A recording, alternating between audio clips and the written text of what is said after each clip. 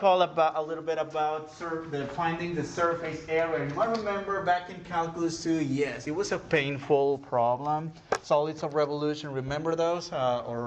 And even worse when it came to arc length and what was the other one? Surface area, of course. Well, we got to this integral. 2 pi integral from a to b, r of x, square root of 1 plus f prime of x, quantity squared. Well, in this case, this r of x could be the f of x itself or simply x, depending on the axis of rotation and the functions that we are working with, right? But I mean, we're not going to go through the details of this. But the thing is, well, the way we derive this this formula is by, well, essentially we have some arc length, and that gets rotated. But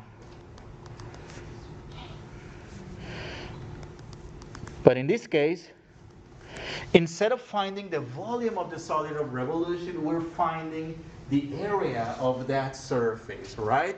And well, in the same way that we usually find areas under curves, again, the usual argument is by partitioning the region, the area, using rectangles, adding infinitely many of them. But in this case, because we are generating this area by means of this length, essentially we use what we usually call the frustum of a cone, which essentially it's like a Reese's chocolate, essentially, you know.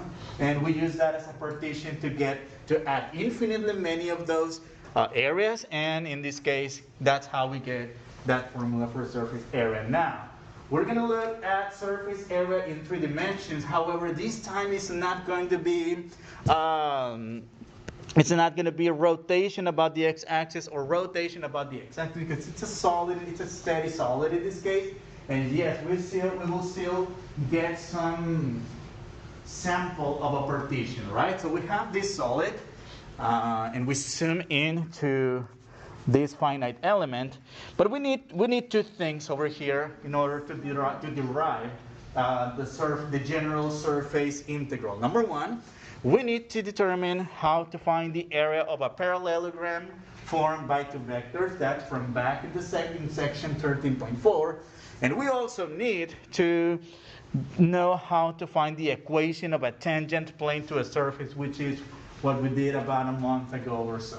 All right? Let's write down those ideas together. Well, of course, you might want to go back to your notes if you're not sure about this one. That was the magnitude of the cross product of the 2 vectors, u and v. All right? Well, that's what generates or creates the area between the parallelogram that they form.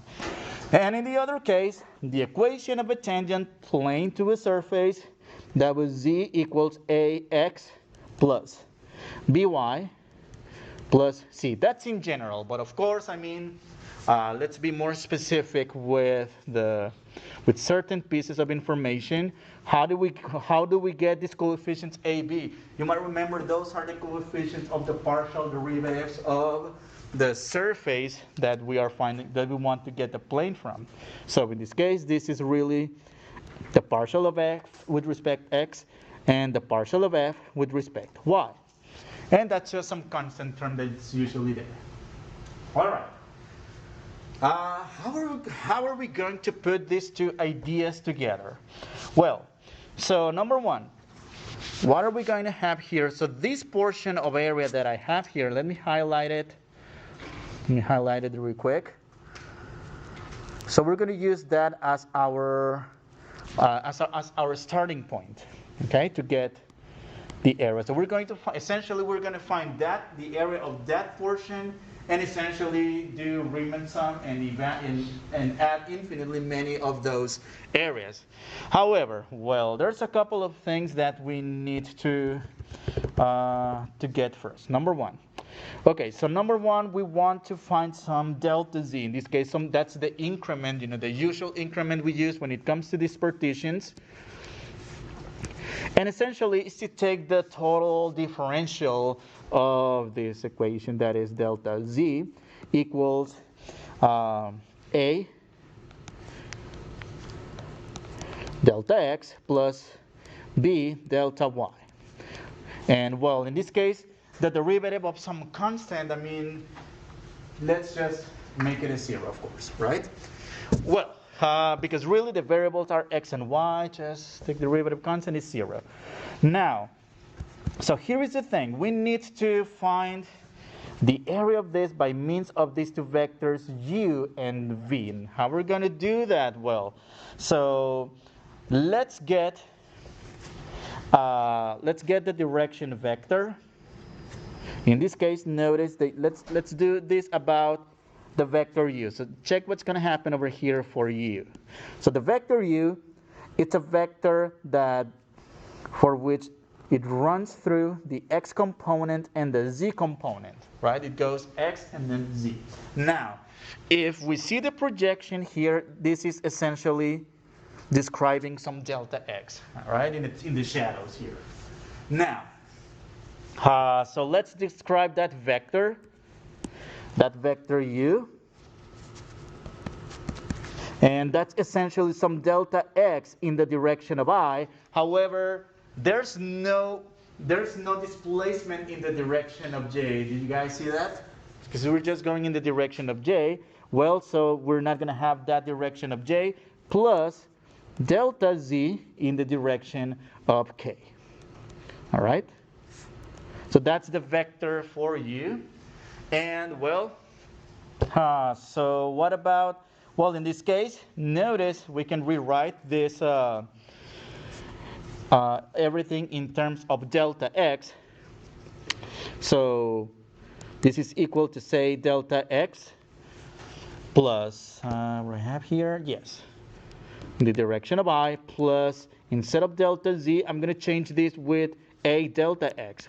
How can I do that? Well, because we already defined this total differential for z for the changes with respect to x and with respect to y. But in this case, since there's no change in the y direction, this is technically 0. So in this case, delta z is equal to a delta x. And I need to get everything in terms of delta x. And I'm going to do the same for the second vector that goes in the y direction. Let me erase this part. Let me erase that part as well. And now let's focus on the second vector v. All right. That vector v, in this case, notice how this vector runs in the direction of y and also runs vertically in the direction of z, right? In the shadow, what's going on? There's a delta y related to it. And in this case, well, notice there's no motion at all, no displacement at all in the x direction. So in this case, I'm not going to write any delta x or y because that delta x is 0. I'm going to go to, in this case, delta y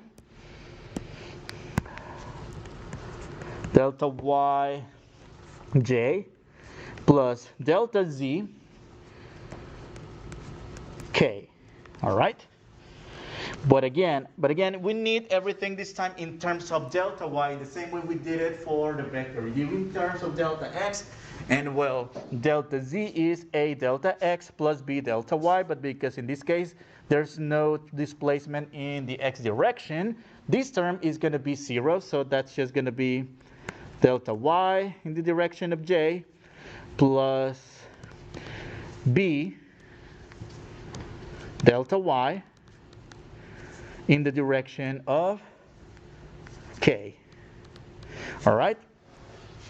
So that's how we connect the part for the equation of the tangent line. Now this is how we get two vectors. Now we're going to find the area generated by these two vectors by doing the cross product. And I'm not going to just.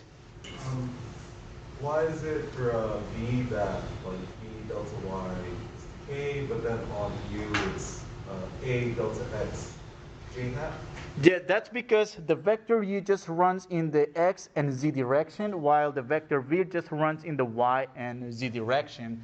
But in each case, well, for the vector u, we want to give everything in terms of delta x, and for the second case, everything in terms of delta y.